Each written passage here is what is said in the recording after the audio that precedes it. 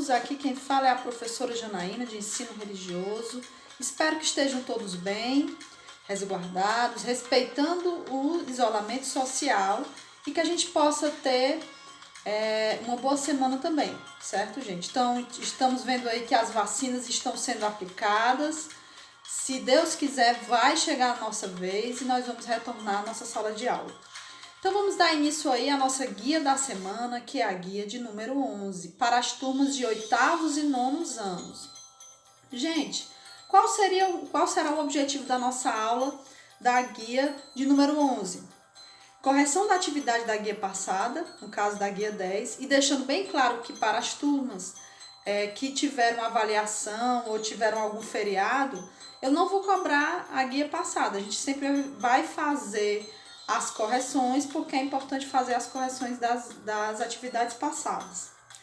Nessa atividade, nessa videoaula, nós vamos ver o desafio da semana, certo? E nós vamos passar o conteúdo da guia 11 e auxiliar nas questões da resolução da guia 11, certo? Então, vamos lá iniciar mais uma semana de guias, que é a nossa guia de número 11. Então, vamos para a correção da atividade.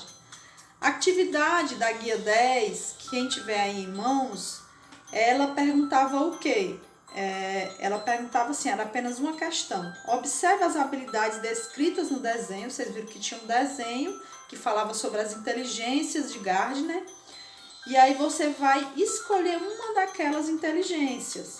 Eu até coloquei que quem não tivesse conseguido ler, porque era muito pequenininha a letra, eu iria estar colocando. Coloquei alguns grupos de WhatsApp sobre os tipos de inteligência. Então, quais são as inteligências que tinha lá naquela figura? Inteligência naturalista, inteligência linguística, inteligência lógico-matemática, inteligência espacial, inteligência corporal sinestésica, inteligência musical, inteligência interpessoal e inteligência intrapessoal, certo? Então, você iria escolher uma dessas inteligências e iria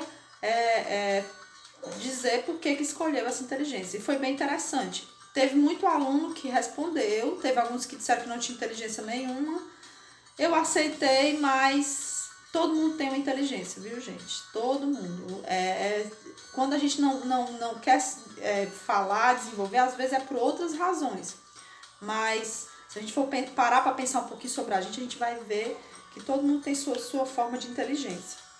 Então, essa é uma questão pessoal e é isso aí. Então, vamos para o conteúdo da guia 11. Quem tiver aqui em mãos com a guia 11, que foi passada em PDF, nos grupos de WhatsApp, ou quem já tiver ela impressa, vai ver aqui o seguinte: olá, estudante, espero que esteja bem. Esse bimestre vamos compreender a importância de preservar o meio ambiente como forma de manter a vida na Terra. Também iremos aprofundar o tema sobre a relação entre meio ambiente e religião. Então, nós vamos ver um pouco dessa relação entre meio ambiente e religião. Por que existe essa relação? E também ver, será que o homem ele tem preservado o meio ambiente? E se ele não preservar o meio ambiente, o que é que vai acontecer? Então, são esses questionamentos que nós vamos passar por esta guia 11.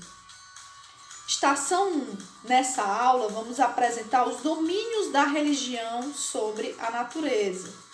Então, nós vamos ler o texto, o meio ambiente e a religião, o domínio sobre a natureza. O nome já diz tudo, o domínio vem de quê, gente? De dominar a natureza, né? Então, vamos lá. Ao texto da guia 11, o meio ambiente e a religião, o domínio sobre a natureza. Atitudes humanas com relação à natureza. Então, aqui esse texto vai colocar vários pontos das atitudes humanas do homem, do ser humano, para com a natureza. Primeira atitude, veneração. Antes da Revolução Neolítica, o homem via a natureza como uma força incontrolável e temível. As forças da natureza eram vistas como divindades que podiam ser controladas com rituais religiosos ou mágicos. Então, aqui ele está falando do homem pré-histórico, desse homem que ainda estava se desenvolvendo e tinha uma relação com a natureza, com o meio ambiente. e essa relação também era espiritual, né? Porque ele não conhecia, ele não dominava, então para ele tudo era mágico, tudo era diferente, e ele ainda estava aprendendo a lidar com isso. Submissão. Com o desenvolvimento da agricultura, os seres humanos passaram a depender da natureza. Os ciclos anuais tornaram-se uma realidade a que eles não podem escapar. Aquele não se submetesse a essa realidade estaria sujeito à morte, pois todos os homens passaram a depender dos caprichos da natureza. Algumas horas de tempestade, por exemplo, poderiam acabar com o trabalho de um ano inteiro. Então, este era o momento da submissão. O homem estava agora submisso, ou seja, ele estava com medo do poder da natureza, né? Sob o poder da natureza. Obediência. Durante a Idade Média, o geocentrismo determinava a Terra como centro do universo. A natureza de tudo o que existia estava a serviço do homem, sua principal criatura e para quem tudo havia sido criado. Como a natureza estava a serviço do homem, ele deveria submetê-la e não tinha para com ela nenhum respeito sagrado. Do princípio ao fim, a partir da modernidade e nos dias atuais, o relacionamento do ser humano com a natureza pode ser assim resumido. Então, a natureza era que deveria obedecer ao homem, né? Com essa palavra, o geocentrismo, colocando a Terra como centro de tudo, mostra que o ser humano é o mais importante dentro desse universo. Que a gente começou, com o desenvolvimento da ciência e da tecnologia, a gente começou a ver que a Terra e o ser humano é apenas uma poeirinha, né? de todo esse vasto universo que tem no mundo, né? Descobrimento. No Renascimento, o homem toma consciência de sua autonomia e superioridade sobre a natureza. O mundo é algo que deve ser descoberto e conquistado. Então, no Renascimento, veio a ideia de quê? De progresso, de desenvolvimento. Então, a natureza ela se via para isso, se via para que o homem pudesse desbravá-la. Administração. Na Idade Moderna, a natureza não é mais um objeto de admiração, mas de interesse intelectual. Deus é visto como relojoeiro divino, que, depois de criar o mundo, cruzou os braços e foi contemplar o funcionamento de sua criação. Ao ser humano caberia então administrar o universo de acordo com regras que ele deveria desvendar. Então, a natureza não é mais um objeto de admiração, não é mesmo? Mas um interesse humano de pensar, né? De desbravar essa natureza, de administrar esta natureza. Isso vem com o que, gente? Com a idade moderna, com este homem moderno que começa a querer pensar a partir da ciência, a partir da sua racionalidade. Racionalidade vem de quê? Vem de razão, sobre como é que seria pensado, né? Seria administrado essa natureza. Então foi um momento também de desenvolvimento das ciências, desenvolvimento tecnológico, social, enfim. Vamos lá. O próximo ponto é transformação. As inovações tecnológicas da idade contemporânea são resultado do desenvolvimento incessante de novas técnicas. Os homens trocam a natureza pela fábrica, o campo pela cidade, a fé em Deus pela confiança na máquina.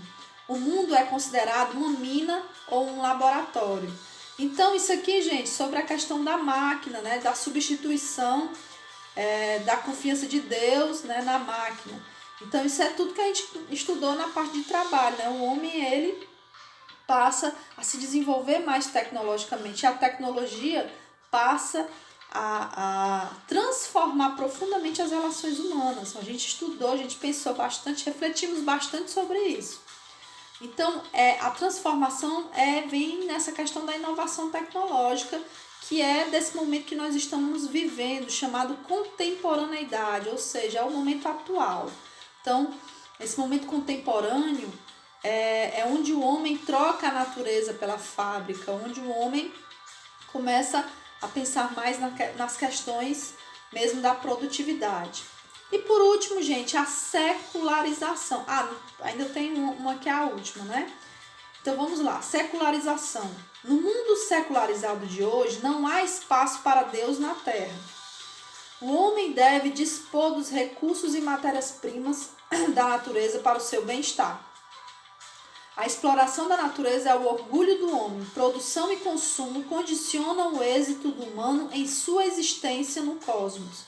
Então, a secularização é já tirar essa ideia de Deus. Secularizar é separar a religião das relações sociais. Então, vai existir o Estado, o governo, que é separado da religião. Isso é que é secularização, né, gente? Então, essa é a ideia. Agora, ecologia. A natureza é nossa casa.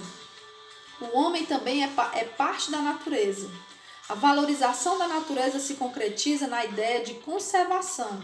É necessário defender a natureza das agressões que acabam com os recursos que tornam possível a vida na Terra. Então, a ecologia é uma palavra que significa eco, né? Que significa casa, que significa preservação. Então, nós estamos também nesse momento de valorização. Existiu, né, no período da modernidade, no período do renascimento, né? Foi um período que a natureza era para ser apenas desbravada, mas iniciou-se uma conscientização. É pouca? É, mas para a vista do que tinha antes, nós estamos até que mais avançados, né? E a atividade, gente, vamos lá para a atividade de vocês. Vou auxiliar vocês a fazerem a atividade. Então, vocês é que vão tentar elaborar ela sozinho. Primeira questão. Elabore um quadro comparativo entre as atitudes de veneração e admiração. Então, o que você vai fazer aqui? Você vai fazer um quadro comparando essas duas atitudes. Essas atitudes, elas estão na guia de vocês, no texto, que tem lá o tópico veneração e tem o tópico administração. Segunda questão, qual é a mentalidade do homem na idade contemporânea? O que a natureza representa para ele? Então, você vai encontrar essa resposta na parte de transformação, no ponto de transformação, quando ele vai falar na contemporaneidade. Então, vocês têm que ler o texto para poder fazer essa atividade. Eu vou só explicar para vocês como é que vai ser o desafio da semana, que era para mim ter dito no começo, mas acabei perdendo, né, o ponto aqui, mas eu digo agora. O que é o desafio da semana? Só lembrando, o desafio da semana é uma forma de você ganhar um ponto a mais, ganhar uma presença, se você não estiver conseguindo acompanhar todas as atividades. Não é obrigatório fazer, faz quem quer. E o desafio dessa semana é enviar uma foto de algo relacionado à natureza, que tenha na sua casa. Você pode enviar uma foto de algum animal, de planta,